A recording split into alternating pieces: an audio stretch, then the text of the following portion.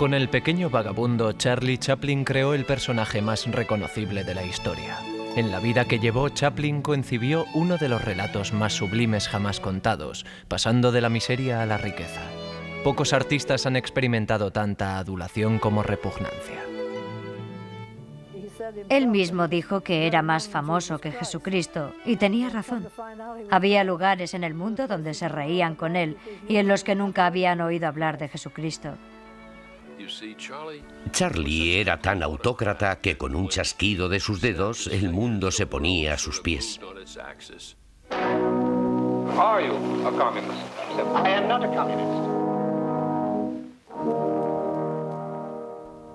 No era un tipo malo. Era un hombre torturado, inseguro, enormemente inseguro. Habría sido un gran timador porque podía hacerte creer cualquier cosa.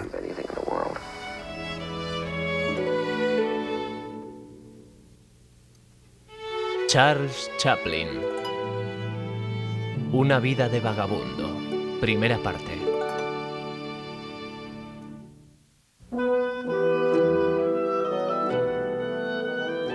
Para el último cuarto del siglo XIX, las normas represivas de la Inglaterra victoriana habían creado una sociedad aparentemente bien vestida, educada y formal.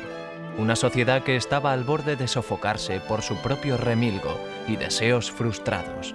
Una sociedad en parte salvada debido a algún lugar conocido como Londres del Sur, situado a algunos kilómetros cuadrados al otro lado del río Támesis, donde había más prostitución, embriaguez y, lo más importante, más espectáculos en directo que en cualquier sitio de Inglaterra. En una sociedad segregada por clases, los ricos y los pobres se juntaban en los teatros de variedades y en las tabernas. Había muchas modistas y costureras. La gente frecuentaba las tabernas. Había trabajo, prostitutas y alcohol. La diversión se encontraba en las tabernas. Fue en este mundo donde Charlie Chaplin padre se ganó la vida como cantante, interpretando a varios personajes y canciones sobre la vida de la gente común. No tan exitosa, pero quizá con más talento, Hannah Hill, de 20 años, cuyo nombre artístico era Lily Harley, una cantante que realizaba varias imitaciones muy divertidas de la gente a la que observaba. En 1885, Hannah dio a luz un niño, Sidney, el padre hasta hoy en día desconocido. 14 semanas después del nacimiento de su hijo, conoció y se casó con Charlie Chaplin, padre. 4 años más tarde, el 16 de abril de 1889, Hannah parió al único hijo que tuvieron en común, Charlie Spencer Chaplin. No existe ningún archivo oficial de su natalidad, aunque Charlotte insistió en que nació en East Street, a la vuelta de la esquina del lugar de nacimiento de su hermanastro Sidney. Chaplin escribió en su autobiografía: medir las morales de nuestra familia por las normas actuales sería tan erróneo como meter un termómetro en agua hirviendo. Su padre se marchó para recorrer los teatros de variedades americanos y cuando regresó a casa, un año más tarde, descubrió que tenía un nuevo recién nacido al que no esperaba. La señora Chaplin había mantenido una aventura con otro intérprete de los teatros. Creo que fue en ese momento cuando el señor Chaplin la dejó y empezó a beber. Chaplin padre, afirmando categóricamente que tenía un solo hijo, pocas veces pagó la ayuda económica. El hijo que tuvo Hannah con el intérprete Leo Dryden vivió con su padre mientras que ella, Sidney y Charlotte lucharon por ganarse la vida cambiando de piso de madrugada al no poder permitirse pagar la renta. Sin ser capaz de actuar debido a fuertes dolores de cabeza, Hannah ganó un salario escaso como costurera. Charlotte y Sidney se hicieron unos golfillos de la calle, ganando dinero con su inteligencia y talento. Esas tabernas eran como teatros baratos. Los niños en la calle realizaban su propio teatro esperando recibir unos céntimos. Esa era la diversión popular. La educación tenía bastante menos importancia que la supervivencia. El máximo tiempo que Charlotte pasó en la escuela fue 1 año y medio. Cuando los pobres no podían ganarse la vida, vinieron aquí al asilo de pobres de Lambeth, en la calle Renfrey. Hannah, Sidney y Charlotte fueron aceptados en julio de 1898 y separados unos de otros. 3 semanas después de su entrada, a Hannah le fue permitido visitar a sus hijos. Pasaron el día en el parque de Kennington, comieron cerezas y pastel. Los chicos jugaron con una pelota hecha de periódico y atada con una cuerda. Al atardecer, regresaron de nuevo al asilo. 3 semanas más tarde y durante 7 años, Hannah Chaplin fue internada repetidas veces en diversos manicomios hasta quedarse definitivamente. Se negó a entrar en los parques de Londres. Dijo, son sitios muy melancólicos y me dejan muy deprimido. El padre de Charlotte lo organizó para que su hijo viviera en la calle Kennington con la familia de intérpretes Jackson. Durante 2 años bailó como uno de los 8 de Lancashire. Los momentos que más apreciaba eran los que pasaba con su madre cuando ella se encontraba bien. Siempre mantuvo vivos aquellos recuerdos. I shall always remember the top room at 3 Pound Hall Terrace, where I lived as a boy. I shall always remember climbing up and down those 3 flights of narrow stairs, and Healy's, the greengrocers in Chester Street, and Ash's, the tea grocers, where one bought a pennyworth of mixed stale cake, with all its pleasant and dubious surprises. You are my honey, honeysuckle, I am the bee. Sobre todo se acordaba de la música y el estilo de vida de la gente de Londres del Sur, imposible de olvidar. Había diferentes tipos de canciones cantadas por mi abuelo. Había canciones de saludo. Hola, hola, ¿quién es tu amiga? Pero también había canciones tristes, en su mayoría sobre niños. Había una que cantaba y hacía llorar al público. Se trataba de un niño que había perdido a su padre. Decía algo así: quiero ir al cielo durante el fin de semana. Quiero oír a los ángeles tocar. Aunque solo tengo 7 años, quiero ir al cielo. Quiero ver a mi padre durante un día. He ahorrado todos mis peniques para el largo viaje. Es una canción muy triste y todo el mundo lloraba, porque podían identificarse con estas tristes canciones, tanto como el padre de Chaplin. Era imposible escapar de estos temas melancólicos. Imposible. Charlie Chaplin padre murió en 1901 con 37 años debido al alcoholismo y fue enterrado en una tumba de pobres. 2 años más tarde, Charlotte, con 12 años, declaró sobre la demencia de su madre y ella fue internada como lunática en el manicomio de Cane Hill. Él y su hermanastro, aún siendo sus únicos responsables y fuente de ingresos, seguían trabajando. Sidney encontró trabajo en la Marina Mercante y Charlotte como actor en un pequeño papel en una adaptación de teatro de Sherlock Holmes. En 1908, su hermano, siendo una estrella de la compañía, logró trabajo para Charlotte con el empresario Fred Carano y sus cómicos mudos. Fred Carano tenía autobuses que viajaban de un teatro a otro. Mi madre solía decir que subían al autobús supuestamente sin Charlotte. Pero sí lo hacía. Y cambiaban el maquillaje y los vestidos para ir al siguiente teatro porque tenían sketch distintos en teatros diferentes. A Charlotte le gustaba su arte, pero siempre se ponía nervioso delante del público. Otro actor de Carano, Stanley Jefferson, dijo sobre Charlotte: reconozco que parecía frío y superior, pero no lo era. La gente durante años no sabía o se negaba a creer que Charlotte era un hombre muy tímido. Con 19 años se enamoró de la bailarina de 15 años Hetty Kelly. Se vieron solo 6 veces en 11 días antes de que Hetty le dijera que era demasiado joven para él, que sus palabras de amor le asustaban y que no podía volver a verle. Charlotte más tarde escribió: el episodio para ella no fue nada más que una obsesión infantil, pero para mí fue el comienzo de un desarrollo espiritual, una búsqueda de la belleza. A excepción de su madre, sus 6 citas con Hetty formaron la relación más intensa de su juventud. Al año siguiente, Chaplin reemplazó a su hermano y tuvo un gran éxito al interpretar a un borracho. Ya que su hermano era una estrella más importante y demasiado estimable para ser perdido al vodevil americano, Fred Carano envió a Charlotte a una gira por los Estados Unidos. Charlie Chaplin jamás volvió a vivir en Inglaterra.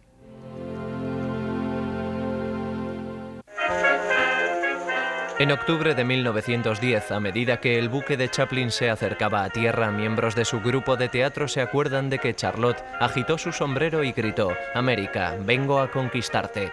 Chaplin pasaría los siguientes 3 años recorriendo los Estados Unidos interpretando a un borracho.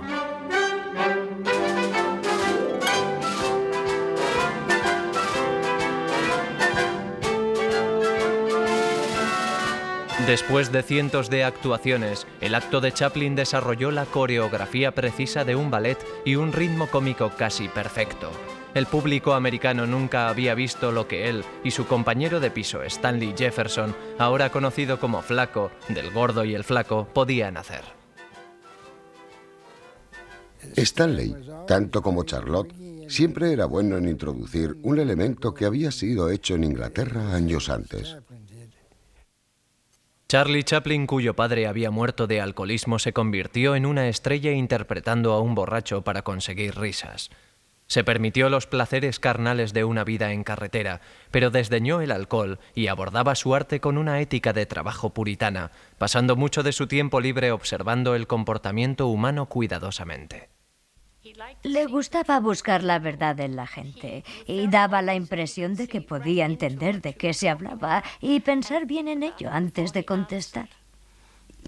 Tenía un talento increíble para detectar los aspectos particulares del comportamiento humano que son atemporales y absolutamente universales. Charlotte y Sidney alcanzaron un nivel de éxito que permitió que su madre Hannah fuera trasladada a Peckham House, un manicomio privado. En agosto de 1913, Chaplin, que raramente escribía cartas, explicó a su hermano Sidney que iba a aceptar un trabajo con la compañía cinematográfica Keystone de Mack Sennett por 22.500 pesetas por semana. Creyendo que había descubierto un buen filón, escribió: «Solo quiero trabajar unos 5 años y luego seremos independientes para toda la vida». Llegó a Los Ángeles en diciembre y se estableció en el centro en el Hotel Great Northern. El rey de la comedia, Mack Sennett, tenía unas reglas sencillas: haz los chistes rápidos, cortos y divertidos. Pero Chaplin, cuyo acto en el escenario estaba centrado en el personaje, dependía del ritmo perfecto y del movimiento, no entendía el estilo rápido de Sennett.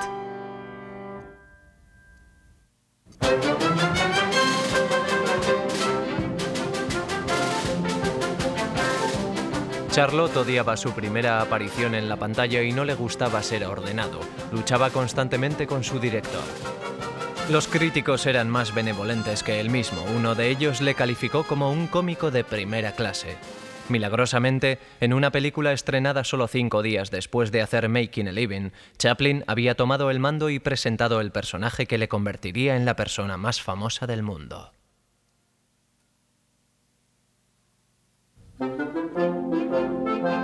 Chaplin dijo que decidió sobre el traje mientras se dirigía al departamento de vestuario. Quería un contraste: sombrero pequeño, zapatos grandes, pantalones anchos y chaqueta estrecha. Escribió sobre cómo el vestido creó al personaje. Cuando entré en el escenario había vuelto a nacer. Decían: ¿cómo consiguió el traje de vagabundo? Vino de la pobreza. Y él dijo: para ser respetable en Gran Bretaña hay muchos vagabundos con horribles manchas en la ropa, pero llevan una corbata con una camisa sucia para pretender ser distinguidos. Con lo cual nació el personaje del pequeño vagabundo. Había un vendedor ambulante al que Charlotte había observado desde esta misma ventana. Tenía los pies destrozados. Le llamaban Scrumpy. Había varios vendedores más. Otro era llamado Twinkle Toes. Los pies les dolían, así que cortaban las botas para conseguir aliviarse. Caminaban arrastrando los pies, como sujetando las botas. Se dice que Chaplin tomó la idea de su paso doloroso por la gente de la calle. En Kid Auto Races, filmada en una carrera de coches en Venecia, California, Chaplin decidió que su personaje estuviera fascinado por la cámara que le estaba rodando. El crítico Walter Kerr escribió que Charlotte se estableció como alguien entre el público, uno entre los que estaban asombrados por esta nueva maravilla mecánica. Mack Sennett llegó a apreciar el estilo inconformista de Chaplin. 3 meses después de su llegada a Keystone, Charlotte dirigía y realizaba sus películas. Películas que se concentraban en la reacción del personaje a la situación más que la situación en sí. That was the great gift that Charlie Chaplin had. It's not pantomime, it's comic motion. In the comic motion, what I mean by our comic motion is you walk through something and you're funny without even trying to be funny. En sus 10 meses con Keystone, Chaplin realizó 34 cortometrajes. También interpretó el primer largometraje de comedia Chili's Puncture Romance, la última película donde Charlotte fue dirigido por otra persona.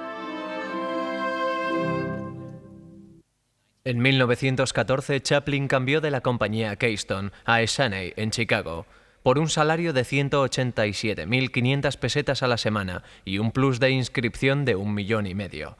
Pero odiaba el estilo de línea de montaje de Essanay. No le gustaba trabajar con un guión asignado para él por la jefa del departamento de escenario, Luella Parson, la futura reina de los ecos de sociedad de Hollywood.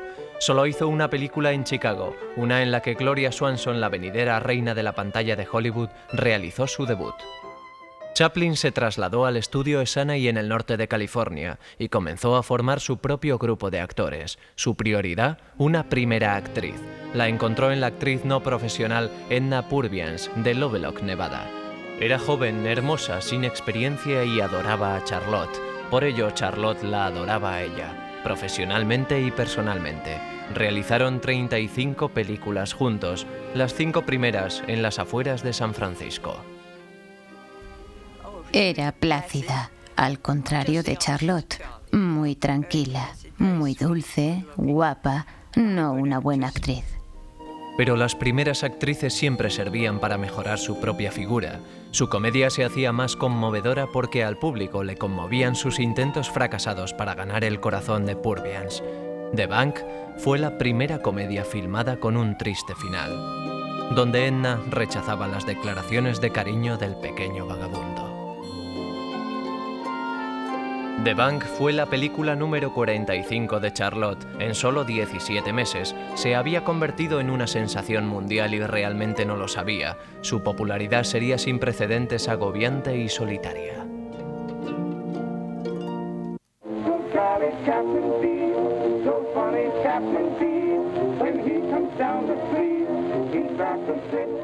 ...1915 fue llamado el año de Chaplinitis.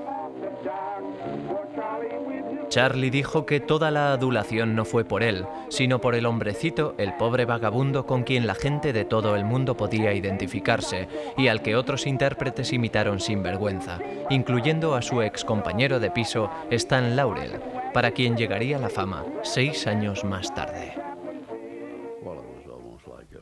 Era una cosa casi religiosa cuando la gente iba al cine. Creo que sus películas siempre se estrenaban el mismo día, el martes. Iban al cine los martes para ver a Chaplin. Para el otoño de 1915, su hermano Sidney, que había pasado el año anterior haciendo películas con Keystone, se ocupó al 100% de los asuntos de los florecientes negocios de Charlotte. Era la única persona en la que confiaba Chaplin.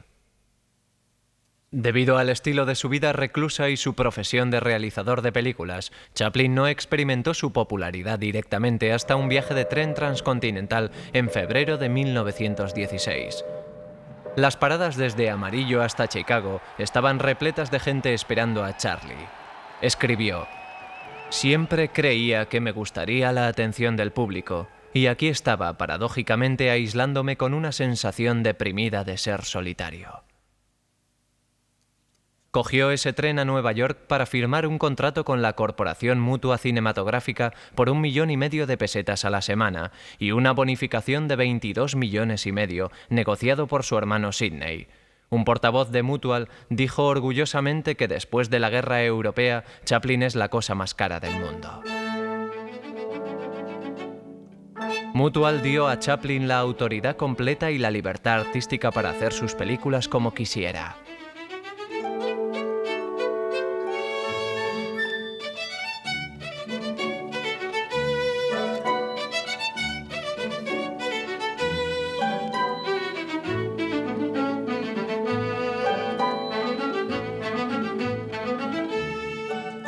Pronto, Chaplin formó un equipo de apoyo que cambió muy poco a lo largo de los años.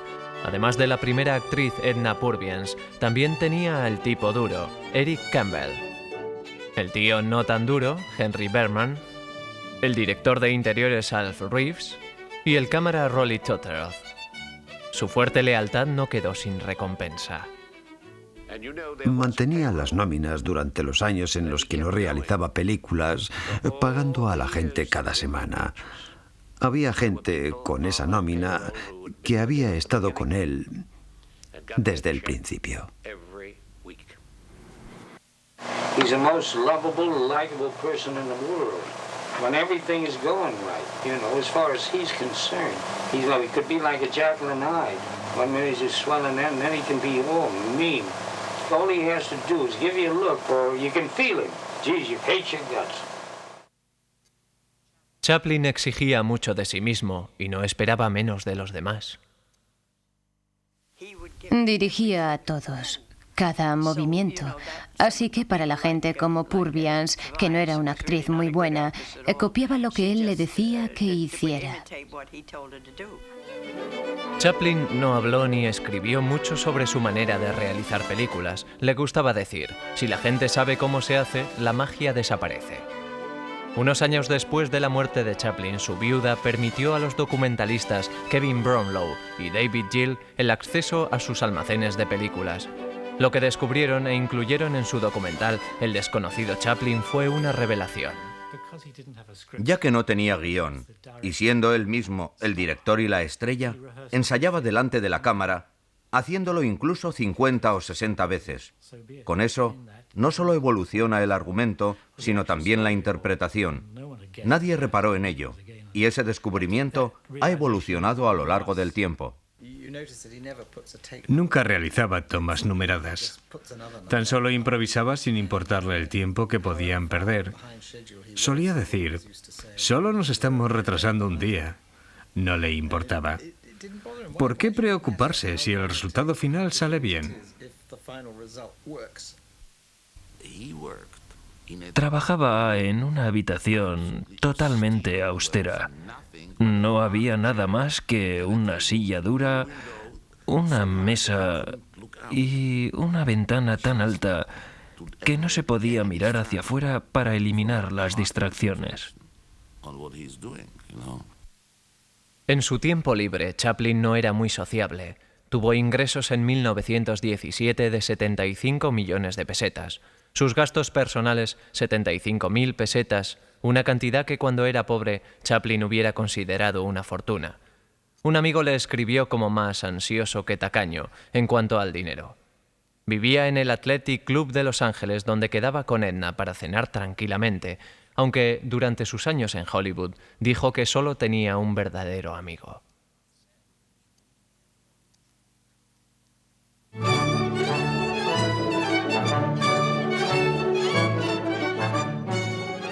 La amistad entre Chaplin y el famoso actor Douglas Fairbanks fue inmediata y profunda. Charlotte admiraba y tenía envidia de su altura, lo guapo que era y su gregario encanto. Fairbanks y su mujer, también actriz, Mary Pickford, viviendo en su legendaria mansión Pickford, igualaban a Chaplin en su fama y su riqueza. Organizaron su vida social. Charlotte siempre se maravillaba de la habilidad de Douglas para simplemente pasarlo bien. Tenía una personalidad muy dinámica. Saltaba de un rincón a otro de la habitación que parecía cobrar vida con su sola presencia.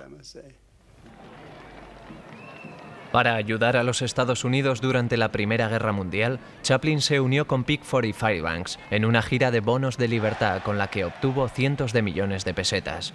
Pero los críticos en Inglaterra se preguntaron por qué Chaplin no había vuelto a casa años antes para apoyarles en su causa. Recibió sobres que contenían plumas blancas, un símbolo de tacañería.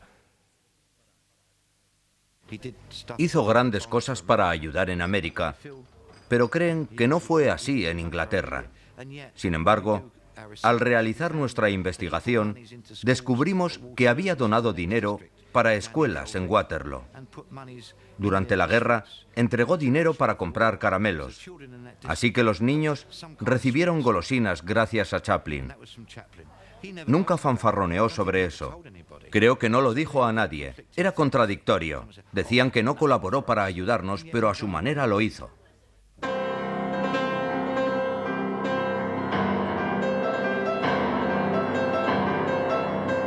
Además de hacer un cortometraje para animar a la gente a comprar bonos de libertad, Chaplin realizó Armas al hombro, una película sobre el vagabundo luchando en la Primera Guerra Mundial. Se proyectó en cines de todo el mundo gratuitamente. ¿Qué hubiera sido más útil? ¿Que Chaplin muriera como otro soldado desconocido en una de las ridículas batallas de la Primera Guerra Mundial o que siguiera realizando películas? A lo largo de la Primera Guerra Mundial, los cortometrajes de Chaplin dieron a los hospitales militares un muy necesario alivio. Muchas veces, las películas fueron proyectadas en el techo para los pacientes que no podían incorporarse en la cama.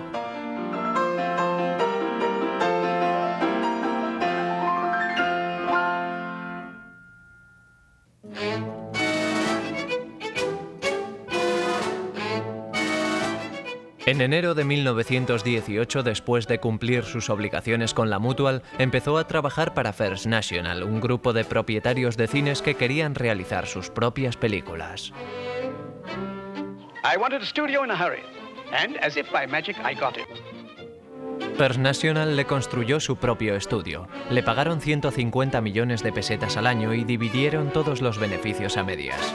Creían con razón que habían hecho un buen trato. Según el contrato, Chaplin tenía que pagar todos los costes de la realización, así que en su búsqueda hacia la perfección gastaría sus propios fondos. A Charlotte le parecía muy bien, dijo, el día de las películas malas se acabó.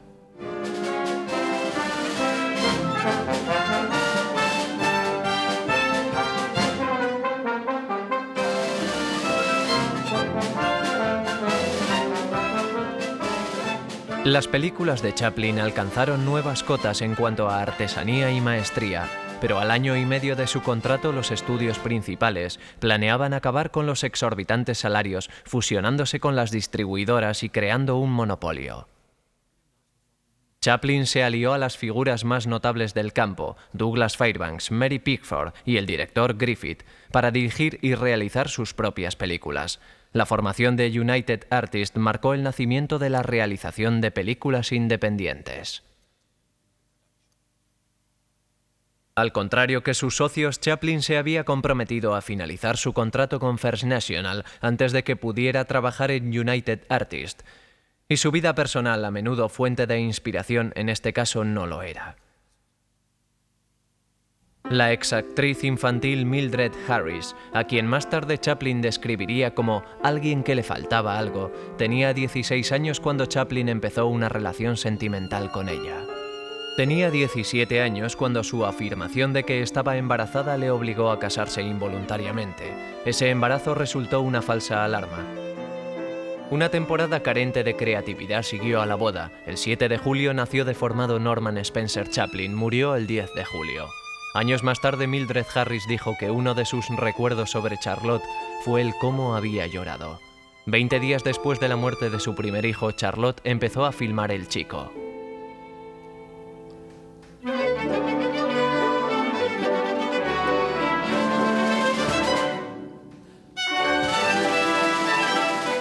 El Chico trata de un vagabundo que acepta y cría a un bebé huérfano. Fue el segundo intento de Chaplin en hacer una comedia, algo que los grandes del mundo cinematográfico dudaron que se pudiera cumplir. La comedia es corta. Puede hacer reír durante media hora de 20 formas diferentes. Si añadimos otros 5 o 10 minutos, la gente deja de reírse y no es posible recuperarla. Asimismo, no creo que se pueda hacer un largometraje con solo la comedia de jaja y de risas. Después de poco tiempo cansa por lo largo que es. Hay que introducir el romance, la narrativa, el drama, la psicología, la sociología y muchas otras cosas. Así que, para mí, Chaplin seguía mejorando mientras sus películas se convertían en más largas y más ambiciosas.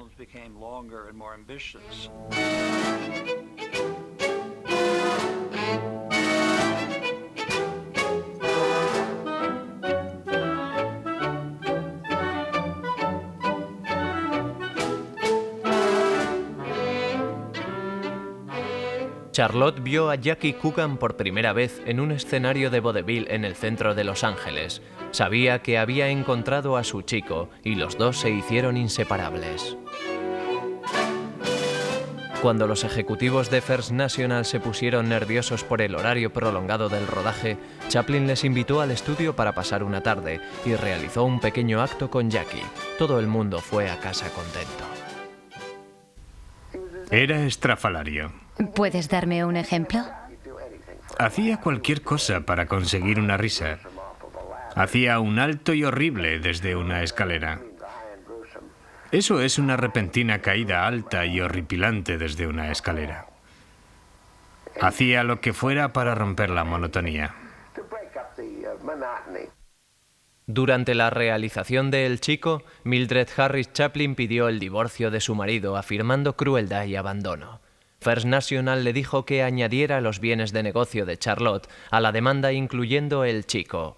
Una noche de agosto, Charlotte y su equipo llevaron en tren 12 cajas de película a Salt Lake City, donde en secreto editó El Chico en una habitación de un hotel, lejos de las leyes de propiedad común de California. Mildred Harris, de 19 años, aceptó la satisfacción de otros bienes comunes y 15 millones de pesetas. Todo esto disuadió temporalmente a Chaplin de la idea de matrimonio. Para él, la única constante en su vida era su trabajo.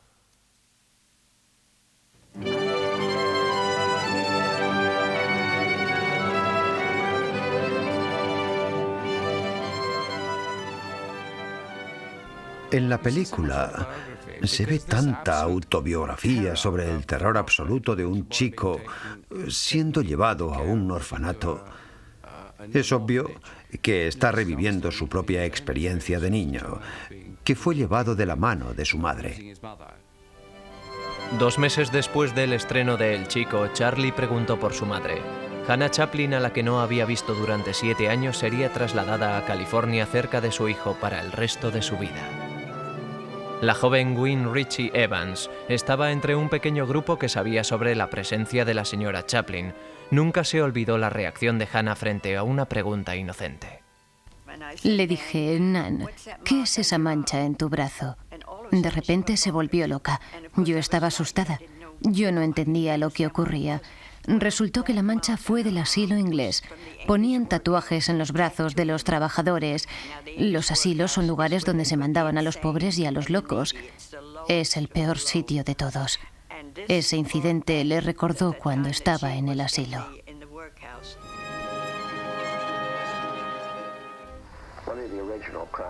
En una de las escenas de The Kid, cuando los del orfanato me están llevando, Charlotte me estaba dirigiendo y estaba llorando a la vez. Me lo estaba haciendo física y mentalmente, pidiéndome que le imitara.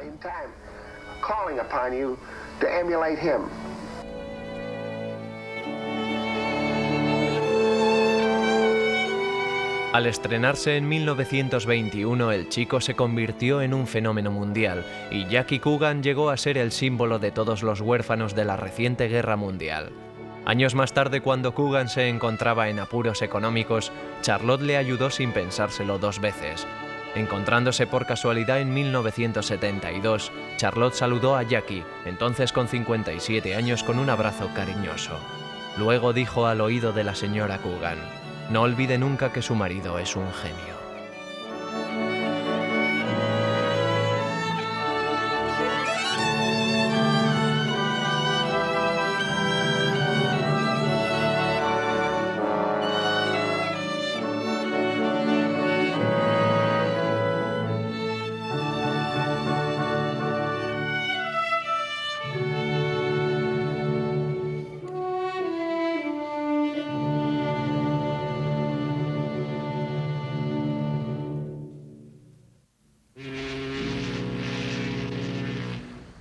Al día siguiente del estreno de El Chico en los Estados Unidos, Charlie Chaplin regresó a Europa, en donde no había estado desde los días en que era cómico con Fred Carano. Ahora era una figura conocida por todo el mundo, convirtiendo cada declaración suya en noticia. Antes de que el comunismo se desprestigiara, el triunfo de los bolcheviques de Lenin contra los imperialistas zares rusos alimentó las esperanzas del mundo.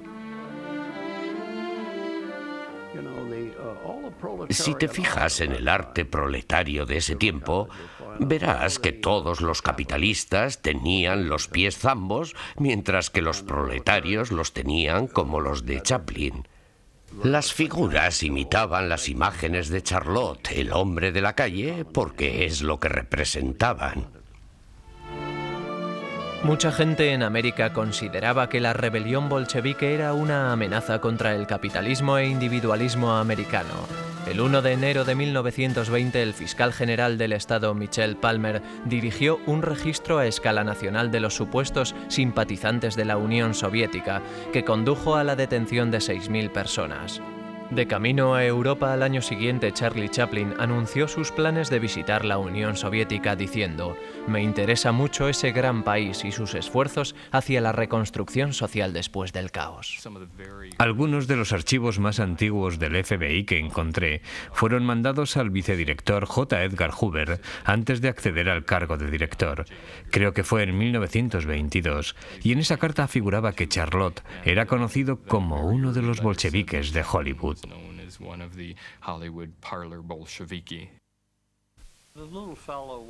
El hombrecito cojeaba hacia las izquierdas, pero albergaba sentimientos contradictorios.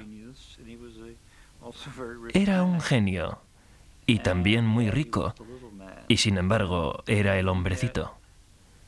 A pesar de ello, todo lo que hizo en su vida fue para huir de esta imagen de hombrecito. Cuando volvió a Inglaterra en 1921 y tras un recibimiento digno de un héroe conquistador, su primer destino fue el barrio de su juventud, Lambeth, donde anduvo por las calles sin ser molestado por una multitud creciente que mantenía una distancia respetuosa. Conoció al dramaturgo George Bernard Shaw y creó una amistad con el escritor Wells. Pero su viaje al extranjero fue motivado en gran parte por el deseo de restablecer contacto con su primer amor, Hetty Kelly. Ella le había escrito una carta en 1918 preguntando si él la recordaba.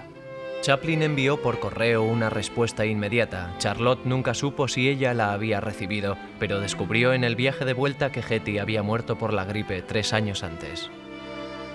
Chaplin regresó a California y se estableció de alquiler en las colinas de Hollywood, cumplió su contrato con la First National con 3 películas de baja calidad y se lanzó en una tempestuosa aventura de 8 meses con Pola Negri, la reina del drama. Debido a su endiosamiento y a su edad, ella tenía casi 30 años, era la amante menos apropiada para Chaplin. Finalmente, Charlotte empezó su primera película para United Artists, la compañía que había fundado casi 5 años antes. A pesar de una acogida entusiasta, Una mujer de París, en la que Chaplin no apareció, resultó un fracaso. Lanzó la carrera de Adolphe Menjou y marcó el final de Edna Purviance, cuya interpretación Chaplin esperaba la condujera a la fama. Su ex amante y primera actriz más perdurable continuó recibiendo un salario semanal durante 35 años hasta su muerte.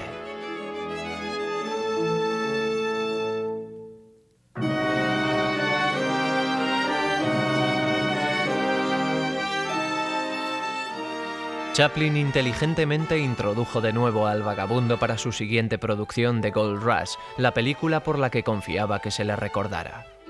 Fue un rasgo de su genialidad el que lograse una comedia sobre la verdadera historia de un grupo de mineros de oro, aislados por los elementos, luchando por sobrevivir e incluso algunos muriendo de hambre. Sobre la película, Chaplin escribió: «Debemos reírnos abiertamente de nuestra impotencia ante las fuerzas de la naturaleza o nos volveremos locos».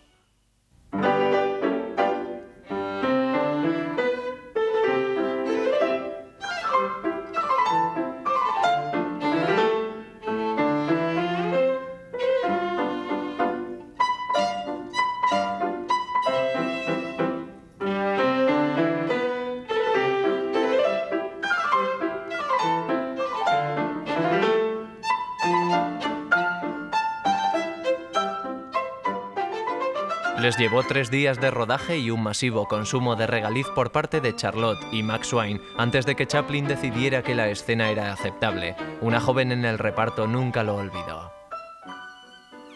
Fue la toma 464 y él y Max Swain estaban comiendo mucho regaliz. Si solo hubieran sido un par de tomas, hubiera estado bien. Pero Charlotte a la 464 tenía que ir corriendo continuamente al baño. Resulta que el regaliz es un laxante. Los dos se pusieron muy enfermos, pero continuaron hasta que Charlotte consiguió lo que quería. Como primera actriz para The Gold Rush, contrató a Lita Grey, de 16 años, la cual le había cautivado 4 años antes como Lilita McMurray en El Chico. Representaba a un ángel en una escena de un sueño.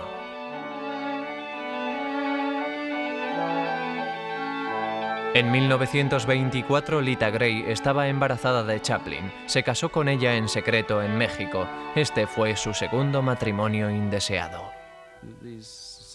Claro, con 17 años son muy guapas, pero cuando están en casa y eres un genio y ellas no son muy brillantes, son matrimonios que nunca resultan bien. Deseaba mucho estar con gente de mi edad. A los 17 años era solo una niña.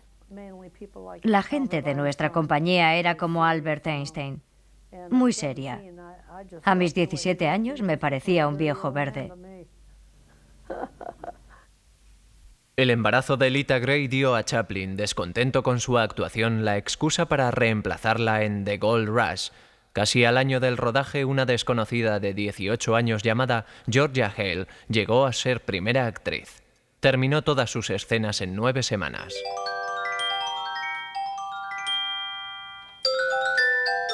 The Gold Rush fue un éxito mundial. En el estreno de Berlín, el proyectista rebobinó y puso esta escena 2 veces antes de seguir con la película.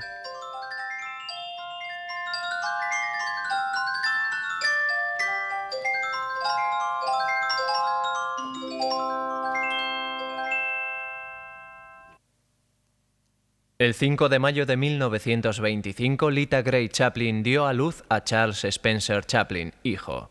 El 30 de marzo de 1926 dio a luz a Sidney Earle. El padre de Sidney estaba filmando su próxima película.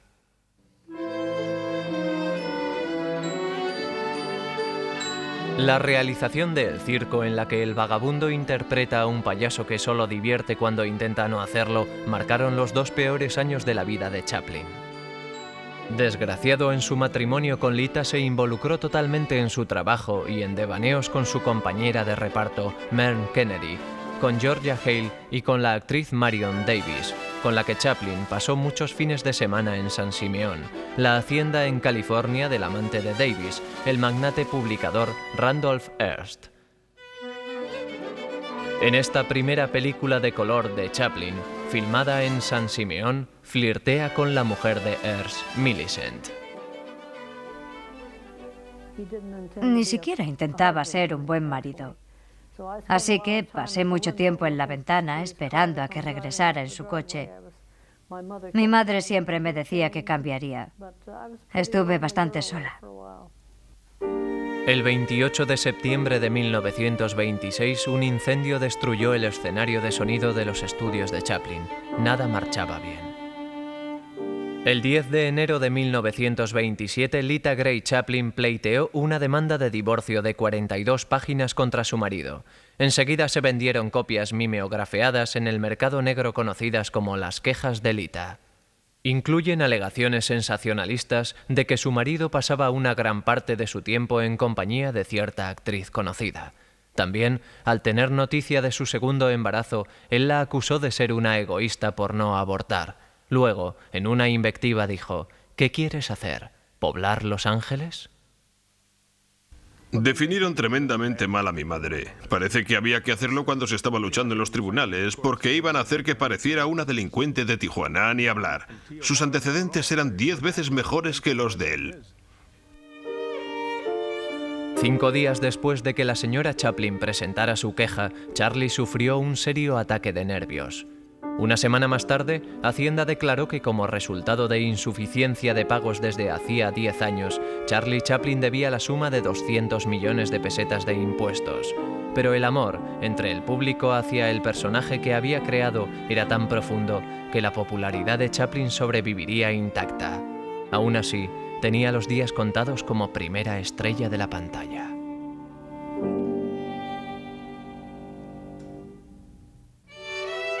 El éxito sin precedentes y popularidad del personaje del pequeño vagabundo marcaron la primera mitad de la carrera de Charles Chaplin, pero ese éxito mermaría cuando Chaplin y su público dieron menos importancia al personaje del vagabundo y más a su propia persona. En abril de 1927, Chaplin llegó a un acuerdo con Hacienda y pagó 150 millones de impuestos atrasados. En agosto, 7 meses después de haber demandado su divorcio sin resolución, los abogados de su mujer declararon que nombrarían a 5 mujeres conocidas con las cuales Charlotte había intimado durante su matrimonio. La misma Lita dijo a Marion Davies que estaba en la cabeza de la lista. Davies, aterrorizada sobre el impacto que causarían las noticias en su compañero, William Randolph Hearst, llamó a Chaplin. 2 semanas después, a Lita le fue abonada la cantidad de 93.750.000 pesetas y cada uno de sus hijos recibió 1,5 millones para fondos del fideicomiso. Will Rogers dijo: «Charlotte no es lo que yo llamo un marido leal, pero sí merece la pena casarse con él».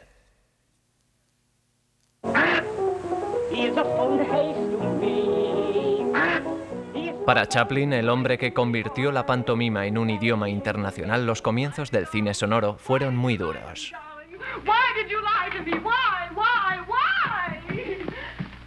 En mayo de 1928, después de que Al Johnson superara la barrera del sonido con El cantor de jazz, Chaplin empezó a preparar su siguiente largometraje mudo, Luces de la ciudad. Pero en agosto su trabajo se cortó inesperadamente cuando su madre se puso enferma. El 28 de agosto, Hannah Chaplin, con 63 años, murió en el hospital Glendale por motivo de una vesícula biliar infectada. Una enfermera dijo que el día anterior había oído reír a ambos. Estaba loca y él no quería que nadie lo supiera. Así que las únicas personas que sabían que estaba aquí eran mi madre, yo, Amy Reeves, la mujer de Al Reeves, su agente. Jamás se lo dijimos a nadie. Los amigos de Charlotte sabían que estaba aterrorizado de heredar el trastorno de su madre. Al contrario, el hijo de Hannah, Sidney, no tenía ese miedo. He always figured he was going to go insane. And Sid always had figured that he'd get he was the main one in the will. And he said, you know what I'm going to do? And Charlie, yeah, he said, I'm going to make a big market out of this studio, a drive-in market. Creo que ahora es fácil ver la clave de todo. Su fantasía sobre salvar a su madre de la demencia por medio de su éxito, su dinero y su poder. Es una cosa de vanidad, pero la mayoría de sus primeras actrices eran proyecciones de su madre.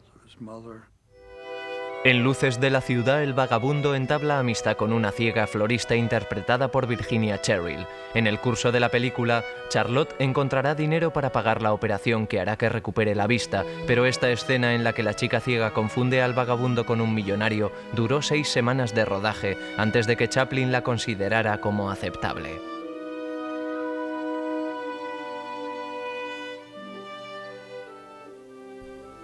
Creo que era muy valiente al utilizar su propio dinero. Nunca pidió un préstamo para hacer sus películas. Así que si perdía el dinero, era su problema. Dijo, la única competencia es uno mismo. En sus exigencias, no se quiere ser menos de lo que se ha sido. El 30 de enero de 1931, casi 3 años después del comienzo del proyecto Luces de la ciudad, se estrenó en Los Ángeles. Mientras que sus amantes Marion Davies, Georgia Hall y Myrna Kennedy estaban en la audiencia, Chaplin eligió sentarse con sus invitados especiales, el señor y la señora Einstein. La película fue ovacionada por el público puesto en pie. Al día siguiente, Chaplin se marchó de Hollywood y no volvió durante año y medio. Más tarde escribió: «La desilusión del amor, la fama y la fortuna me dejó bastante apático». Su amigo Thomas Burke le llamó el amigo de millones de desconocidos y el hombre más solitario del mundo. El primer destino de Chaplin fue Inglaterra. Siempre quería volver porque le encantaba recordar de dónde había venido y de lo que tenía en ese momento comparado con antes. Meditaba sobre ello y daba más explicaciones. Chaplin celebró una cumbre en Londres con el líder de la India, Mahatma Gandhi, que confesó no haber visto ninguna de sus películas. Más tarde, la política de Charlie enfureció a un continente cuando proclamó que Europa sufría de un caso serio de nacionalismo. Lo nombró patriotismo, un patriotismo peligroso. Dijo: lo veo en Alemania, lo veo en Italia, y este patriotismo, que quería decir nacionalismo, es peligroso y va a acabar en guerra. Tenía toda la razón. Viena dio a Charlotte la recepción más grande que recibiría en Europa. Pero se fue sin conocer al ciudadano más famoso, Sigmund Freud, que aprovechó la oportunidad de la visita de Chaplin para escribir un análisis breve. Es un caso excepcionalmente simple y transparente. Solo interpreta las experiencias de su triste juventud. No puede escapar a esas humillaciones de su pasado. Sus andanzas llevaron a Chaplin al Oriente Lejano, donde fue venerado, y finalmente a la isla de Bali, donde la única persona que llegó a conocerle fue un artista de caricaturas de Nueva York, que estaba de visita, Al Hirschfeld. Ya que no había electricidad en la isla, nunca habían visto una película. Me preguntó si se reirían de las mismas cosas. Y le contesté: ¿por qué no lo pruebas? Así que dijo: lo haré. Después de un baile con un pájaro garuda, se puso su casco, que salió por los aires. Los isleños se desternillaron de risa. Pensaban que el casco poseía poderes demoníacos e hicieron lo mismo con sus turbantes, tirándolos al aire. Mientras Chaplin estaba de viaje por el mundo, Luces de la ciudad se convertía en uno de sus éxitos más grandes.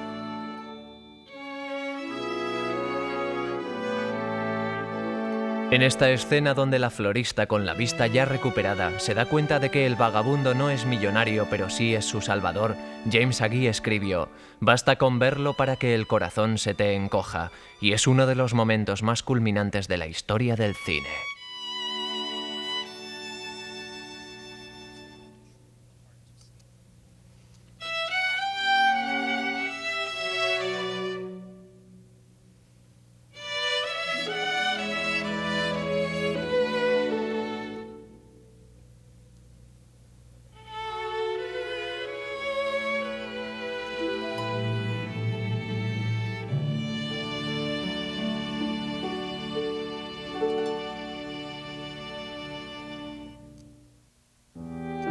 En junio de 1932, Chaplin regresó de su gira mundial de 17 meses a una América en plena depresión. 2 semanas después de su llegada, publicó un artículo titulado La solución económica, en el que sugería el uso de una moneda internacional y una forma más humana de capitalismo: proteger el bienestar de los trabajadores. Era una persona muy humanitaria. Apoyaba a los oprimidos, lo que le costó más de un apuro. De la misma manera que le sucedía a la gente que sabía escribir o leer. Siendo un hombre de negocios astuto, Chaplin convirtió todas sus acciones y bonos en capital activo. Casi no perdió nada cuando un año más tarde el mercado se derrumbó. No era comunista.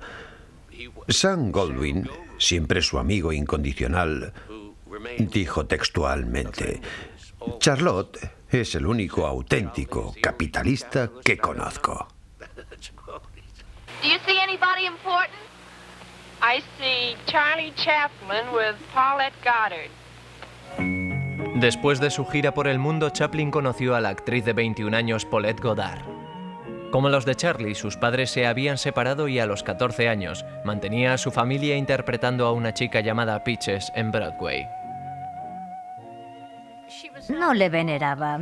Ella era su compañera y creo que hay mucha diferencia en eso. Era una mujer muy inteligente, algo con lo que Charlotte nunca se había enfrentado. Tenía confianza en sí misma y muchos conocimientos. Lo que él quería eran las infantiles, las adolescentes. Desde su divorcio de Lita Grey, Charlotte casi no hizo caso a sus hijos. Al mudarse a su casa en Benedict Canyon, Paulette insistió que él sería el mejor padre para sus hijos, Charlie y Sidney ahora con 6 y 7 años. Mientras su madre intentaba abrirse paso como cantante, los chicos vivían con su abuela. Gracias a Paulette, pasaron la mayoría de los fines de semana con su padre. Ella era adorable. De hecho, hasta que tenía 9 años dormía con Paulette. Un día mi padre nos dijo, chicos, ya no podéis dormir con Paulette. Contestamos, ¿por qué no? Nos gustaba. Charlie hijo describió a su padre como un estricto disciplinario y un soñador caprichoso, el hombre salvaje de Borneo con rachas de mal genio volcánico. Charles, el hijo, cuyo nombre le resultó una gran carga, empezó a beber mucho en su adolescencia y como resultado perdió el favor de su padre. Me dolía mucho porque me invitaba a fiestas en su casa, con mucha gente conocida, pero no invitaba a mi hermano mayor. Este hecho era como un puñal para mi hermano. Era muy sensible hacia la gente, pero por otra parte vivía. ¿Cómo es posible que no se diera cuenta que le hacía tanto daño?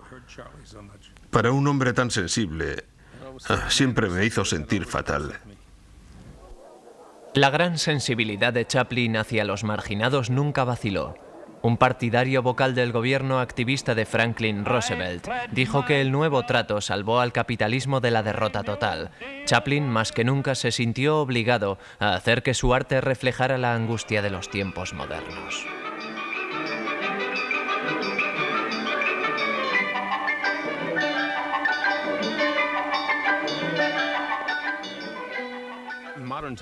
Tiempos modernos fue una predicción de lo que sucede hoy en día. La pérdida del individualismo de la gente debido a la fabricación en serie.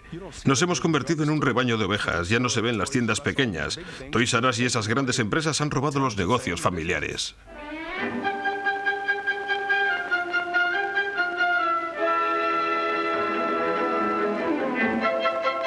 Mientras Charlotte se resistía a meter diálogos en sus películas, abrazó la posibilidad de incluir la música sincronizada, música que empezó como una sencilla melodía desde las profundidades de su imaginación o de su pasado. Su subcompositor en tiempos modernos fue David Raksin. Charlotte no era compositor en el sentido real de la palabra, pero decir esto suena bastante negativo y era mejor que eso. Solía tener estas pequeñas ideas, pero no sabía cómo escribirlas en papel, lo que era una desventaja. Siempre necesitaba a alguien que lo hiciera por él. Años después, dos compositores cogieron una melodía sin nombre que Chaplin había creado para tiempos modernos. Lo convirtieron en Smile, uno de los grandes éxitos de Nat King Cole.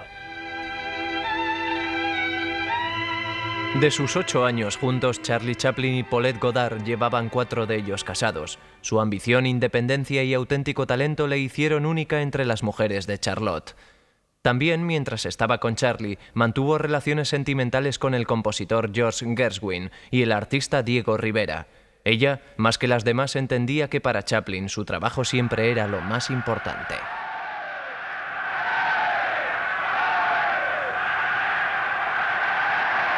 Para su próxima película, Charlotte se inspiró de nuevo en los acontecimientos mundiales. A mediados de los años 30, cuando los Estados Unidos mantenían una política oficial de no intervención hacia Adolf Hitler, la Liga Antinazi de Hollywood tenía 4.500 miembros, muchos de ellos refugiados artistas judíos. En esta colonia de antifascismo, Charlie Chaplin empezó una comedia sobre Hitler llamada El Gran Dictador. Los dos compartían extrañas similitudes. Adolf Hitler y Charlie Chaplin nacieron con 4 días de diferencia en abril de 1889. Ambos superaron la pobreza para lograr posiciones de poder autocrático. Algunos han especulado que el hombre más malvado del siglo adoptó su bigote para emular al payaso más querido del siglo. Cuando imitó a Hitler, se adoraba más que nunca vestido con ese uniforme. Se convertía totalmente en Hitler. En noviembre de 1939, Douglas Fairbanks hizo una visita al plató de El Gran Dictador. Aunque su carrera desapareció con el cine sonoro, nunca lo hizo su espíritu ni su admiración hacia Charlotte. 4 semanas después de este encuentro, Douglas Fairbanks, el único amigo íntimo de Charlotte, murió mientras dormía. Chaplin escribió: "Fue un disgusto terrible porque amaba tanto la vida". 6 días después del funeral, Chaplin volvió al plató para rodar una de las escenas más inspiradas de su carrera.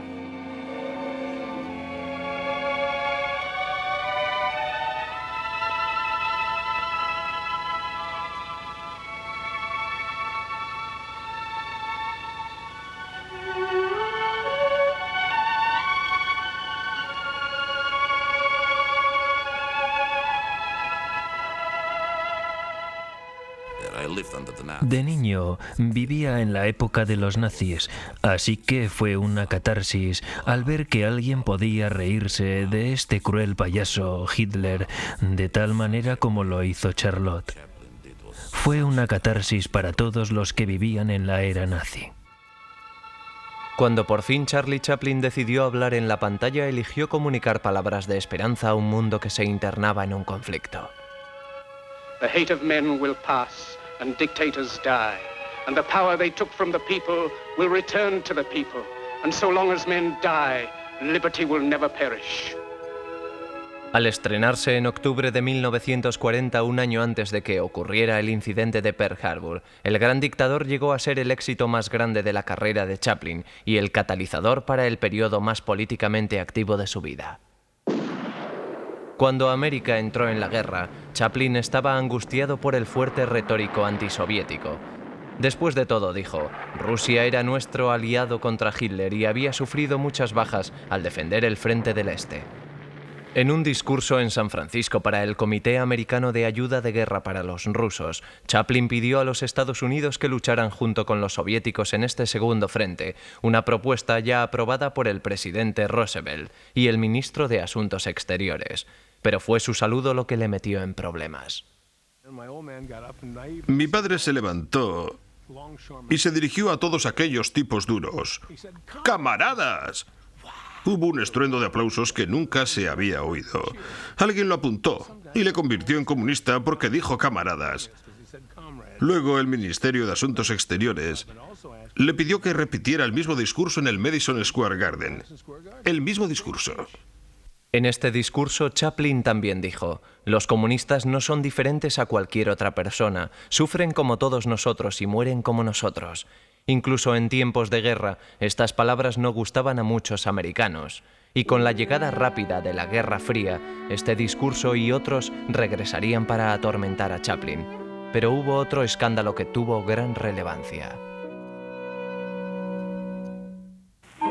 A Charlie Chaplin le encantaba el tenis y era bien respetado como jugador, competidor, táctico y atleta. Pero cuando la actriz de 22 años Joan Barry apareció una tarde en junio de 1941 para observarle, tenía la intención de seducir a Charlotte, el cineasta y mujeriego. Lo logró y consiguió un contrato modesto para su nuevo proyecto y la atención personal del jefe. La verdad es que estaba fascinado por las mujeres, hasta tal punto que cada conquista se convirtió en parte de su trabajo. Pero para ella, la aventura tenía un significado mucho más amplio. 6 meses después de comenzar su proyecto y su aventura con Chaplin, Joan Barry empezó a aparecer en su casa a cualquier hora de la noche, borracha, hostil y a veces tirando piedras a las ventanas cuando se negaba a dejarle entrar. No había transcurrido un año después de conocerla, cuando Chaplin pagó el contrato de Barry y le compró 2 billetes de ida a Nueva York. Caso cerrado por ahora, pero de nuevo necesitaba una actriz para su película.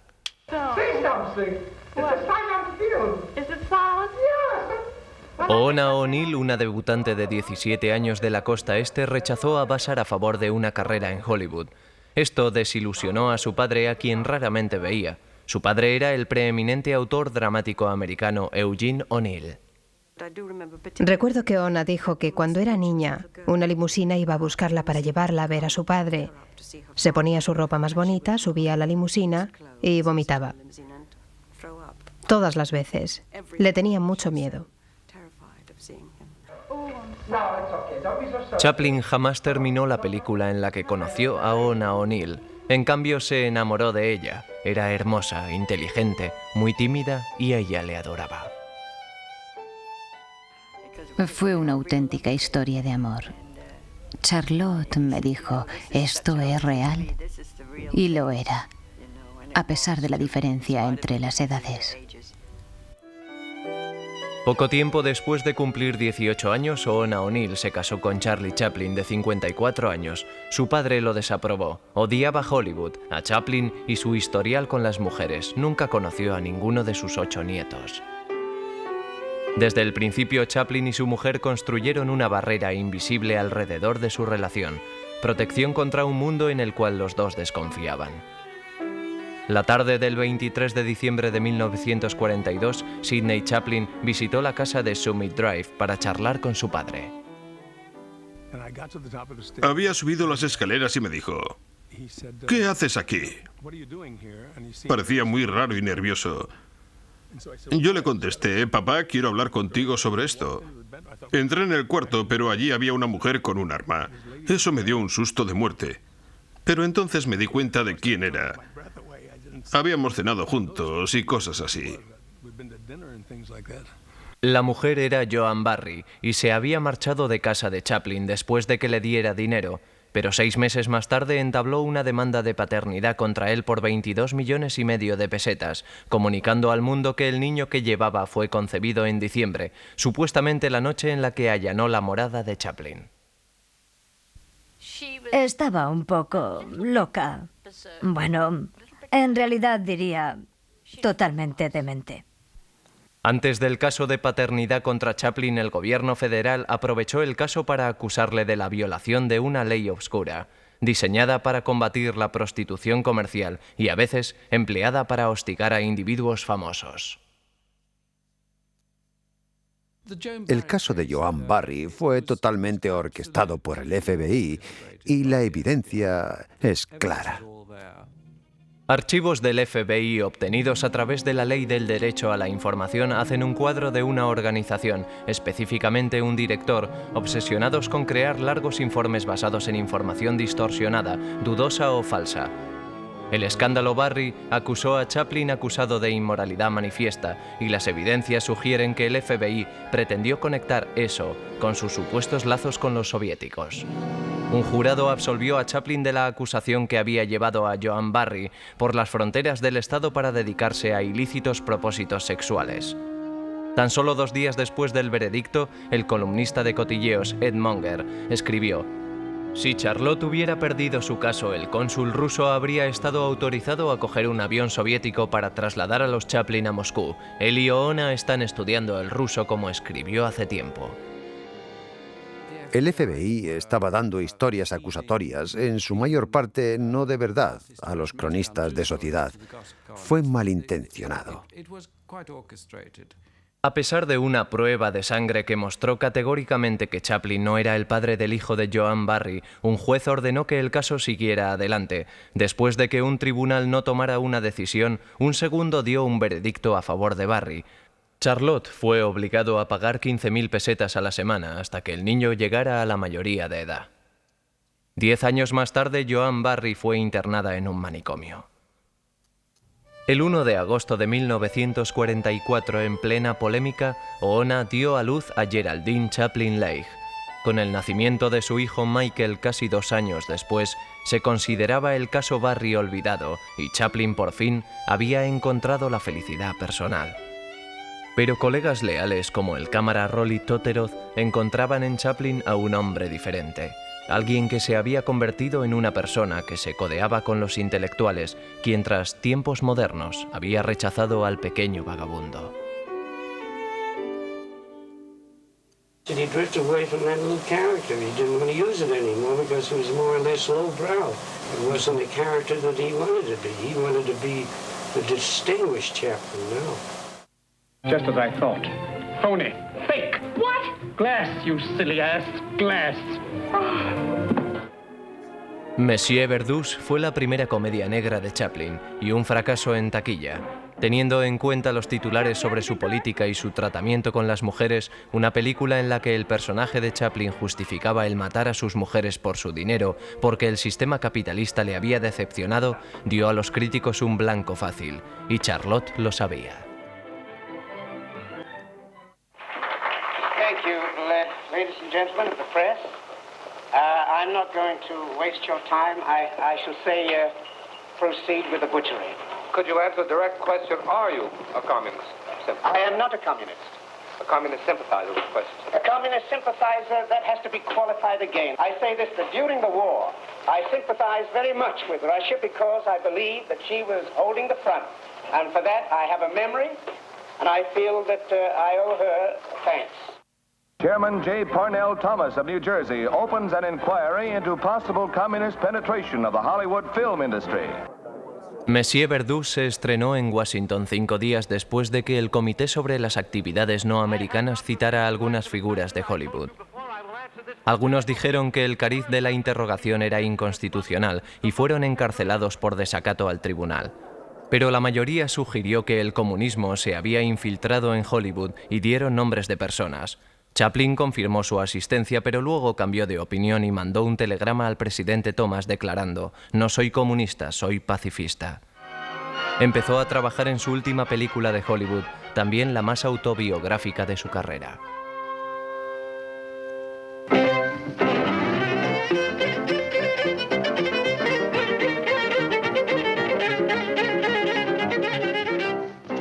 Candilejas es el cuento de un viejo payaso del teatro de variedades cuyo espíritu se rejuvenece al cuidar a una joven bailarina hasta que se reponga. Claire Bloom, que fue seleccionada por Chaplin porque se parecía mucho a su mujer Oona, se dio cuenta de que esta era una historia sobre cómo podía haber sido la infancia de Chaplin. Me dijo: quiero que te pongas un chal. Mi madre llevaba un chal como ese. Mi madre llevaba una chaqueta como esa. Fue una película de época, pero no solo se trató de su madre. También se trató de Oona, a quien amaba muchísimo y con quien existía una gran diferencia de edad. Además fue sobre los amores perdidos, como Hetty y las otras chicas a quienes había amado. His soul, his sweetness, his sadness. Nothing will ever separate me from that.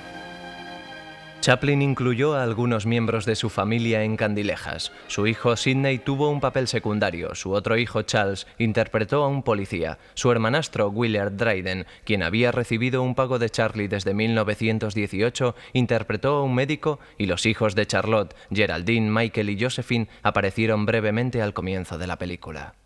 Para Chaplin, Candilejas parecía una cariñosa reconciliación con su pasado. Llegó en un momento en el que su mundo estaba a punto de cambiar para siempre. La primera vez que fui a su casa le dije: «¿Qué casa más bonita?». Y me contestó: «Sí, pero no sé durante cuánto tiempo más van a permitirme quedarme aquí». Creo que él sabía que era solo cuestión de tiempo.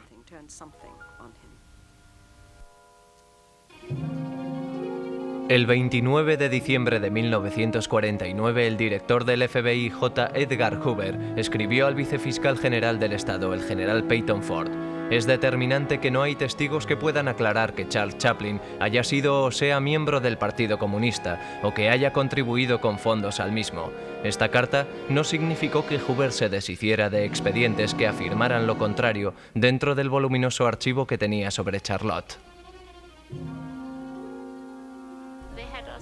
Nos tenían considerados como a una familia polaco-judía. No sabían nada sobre las tumbas en Inglaterra.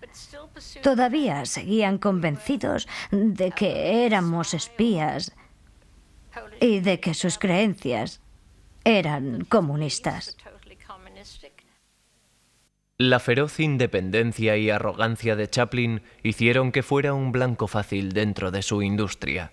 Cronistas de sociedad como Ed Sullivan y Hedda Hooper estaban dispuestos a perseguirle, ya que nunca se había favorecido de ellos, como con la mayoría de los famosos. Hizo lo que quería, realizó sus películas a su manera, logró hacerlo, y había gente, algunas de las figuras más importantes en Hollywood, que se ofendían por eso, así que tenían ganas de desencumbrarle. El 17 de septiembre de 1952, Chaplin y su familia partieron a Londres para el estreno de Candilejas. El 18 de septiembre, J. Edgar Hoover dio al fiscal general del estado James McGrannery el archivo de Chaplin. El 19 de septiembre, McGrannery anuló el permiso de entrada de Charlotte, diciendo: «Chaplin es una persona desagradable, si lo que han dicho de él es la verdad». Calvin Coolidge said when he terminated his presidency, he was embarking to go home, and waylaid by one of the pressmen who said, "Mr. President, won't you say a few farewell words to the American people?" He said, "Yes, goodbye." Hay una carta del fiscal general del Estado de los Estados Unidos al embajador americano en Suiza diciendo que si Chaplin quería volver no había ningún problema. Creo que la carta dice que era tan popular en América que a pesar de las campañas contra él podía regresar sin problemas. Pero entonces Charlotte se negó resueltamente. Chaplin trasladó a su familia a la orilla del lago Lausanne en una hacienda de 37 acres llamada Manoir de Vannes, cerca de Vevey, en Suiza. Oona y él, un multimillonario, crearon su propio paraíso aislado, un mundo aparte.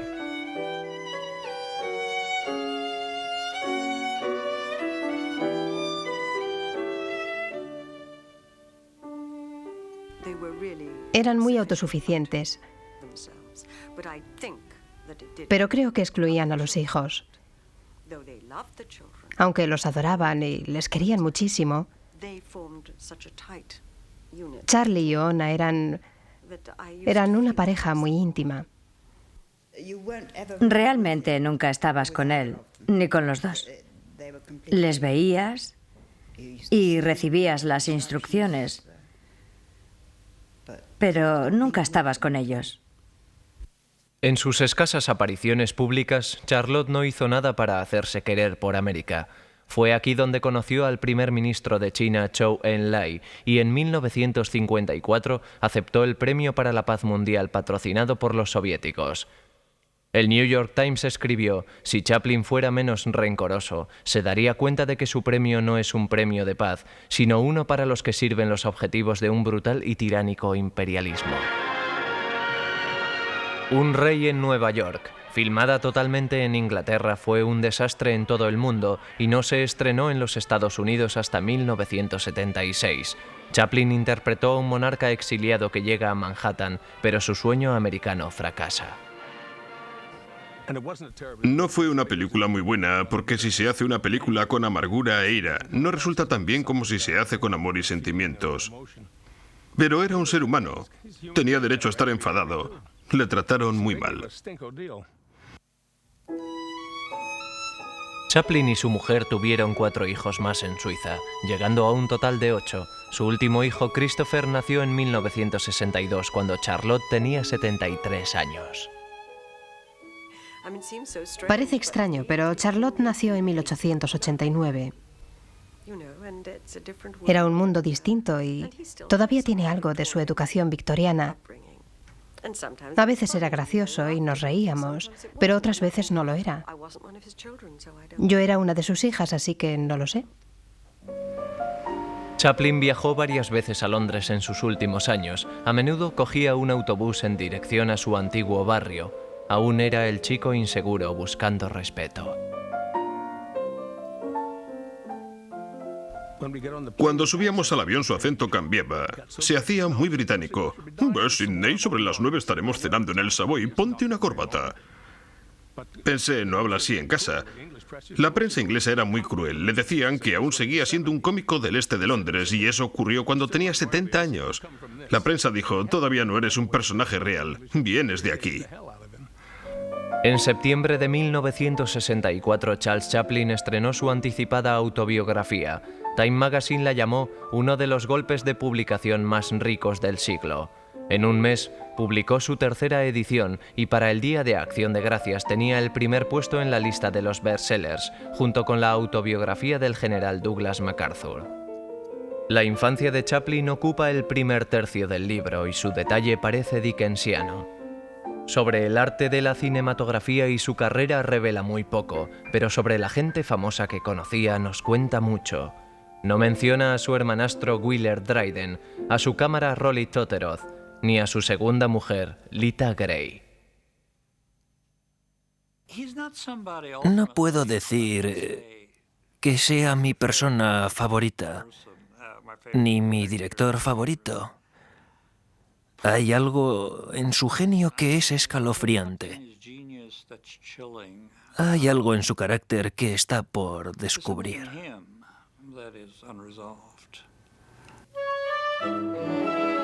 En 1966, justo antes de cumplir 77 años, Chaplin empezó a dirigir su producción número 81, una comedia romántica en la que había pensado 30 años antes para Paulette Goddard.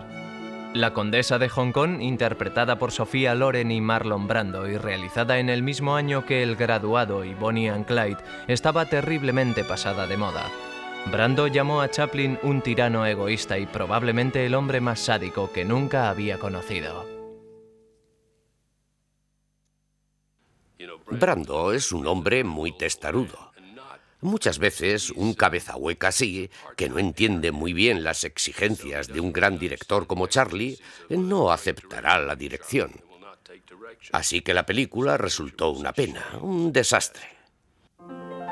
Chaplin perdió su último contacto con su infancia cuando el día en el que Charlotte cumplió 76 años, su hermanastro Sidney murió. 3 años después, en 1968, el primer hijo de Chaplin, Charles, murió debido al alcoholismo. Tenía 43 años.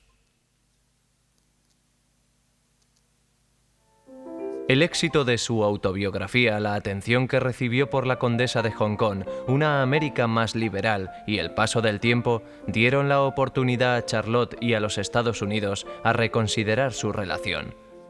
En 1971 hizo un trato de distribución de películas con el hombre de negocios Moses Rodman, que creía que América quería ver de nuevo las películas de Charlotte. También creía que el pueblo americano estaba preparado para ver a Charlie Chaplin.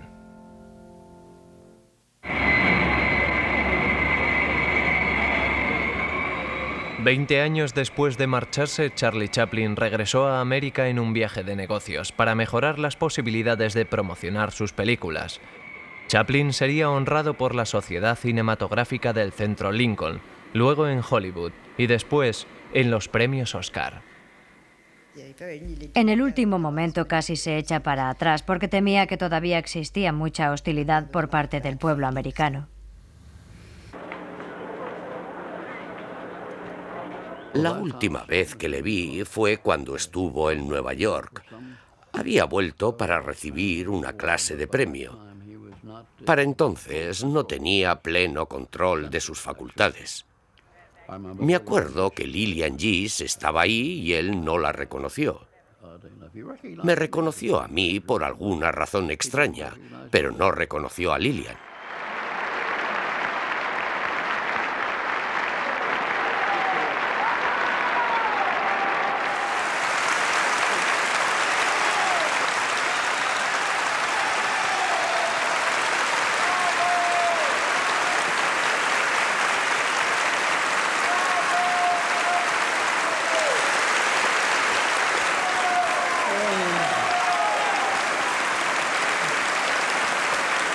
Words seem so futile, so feeble.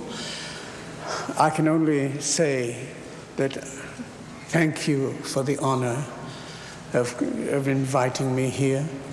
And, oh, you're wonderful, sweet people. Thank you.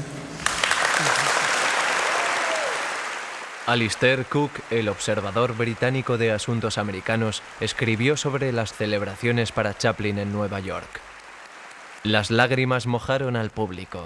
Era muy viejo, temblando y buscando en la niebla de sus memorias algunas frases simples. Ahora era una muñeca senil e inofensiva. Como dice la canción, es fácil amarle, no hay peligro en adorarle. Estaba seguro de que en 1972, cuando recibió el premio de la Academia, su carrera había acabado. Y pensaba que todo el mundo se olvidaría del pequeño vagabundo y de Charlotte.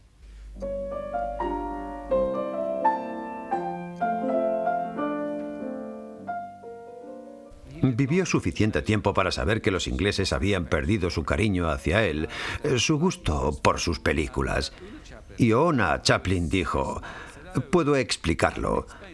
Es una clase extraña de romanticismo inglés. Si Charlotte hubiera muerto borracho, pobre y abatido, le habrían querido. Nunca le perdonarán por haber muerto feliz, rico y viviendo en Suiza.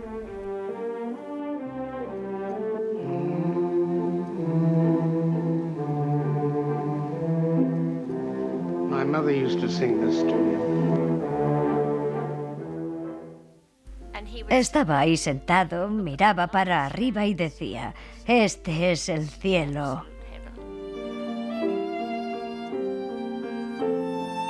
Charles Chaplin, al que nunca le gustaron las Navidades porque le recordaban la pobreza de su infancia, murió mientras dormía el 25 de diciembre de 1977. Tenía 88 años. El 2 de marzo de 1978, su ataúd fue robado por ladrones que demandaron 600.000 francos suizos por devolverlo. El último documento de su archivo del FBI es un memorándum del 8 de marzo diciendo que un psíquico que había contactado con ellos había afirmado que el cadáver de Chaplin estaba en el sótano de una casa en Alemania. Una semana más tarde, los ladrones fueron detenidos y el ataúd encontrado en un trigal suizo. Oona Chaplin dijo que estaba conmovida porque los ladrones habían elegido un sitio de descanso muy tranquilo. El ataúd fue enterrado de nuevo bajo 2 metros de hormigón en un pequeño cementerio cerca de su casa. Después de su muerte, cuando yo estaba con Oona en Nueva York, ella andaba lentamente, sujetando mi brazo como si estuviera en trance. Él solía caminar despacio y ella estaba acostumbrada a hacerlo.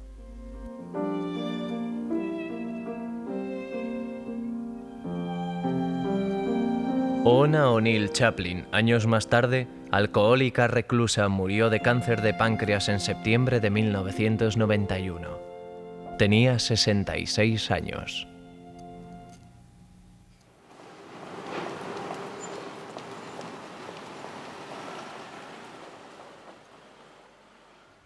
Viajo mucho y nunca he encontrado tanto cinismo como lo que he visto en Inglaterra.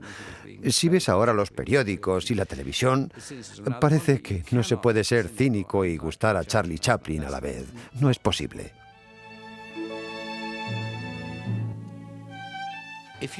Si experimentas ese tipo de cosas, toda esa tristeza, toda esa pobreza, quedarán contigo para siempre. Van a salir. No importan ni el dinero que poseas ni la posición que tengas.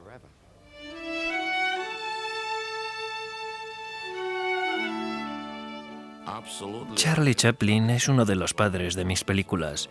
No tengo vergüenza en decirlo. Estoy orgulloso de ello.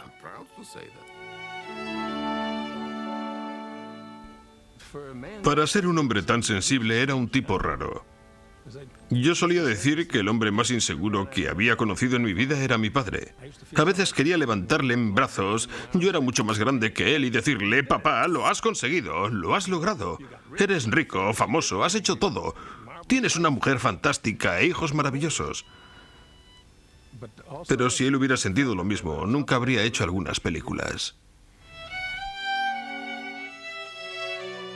Su amigo Max Eastman escribió sobre Charlotte. Había que entenderlo como un niño abandonado, un golfillo soñador e inteligente, una hoja de papel al viento con sagradas escrituras por las calles de un pobre barrio de Londres.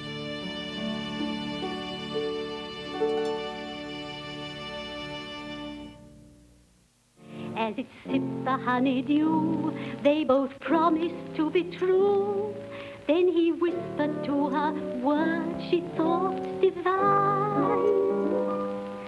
You are my honey, honeysuckle, I am the bee. I'd like to sip the honey sweet from those red lips you see.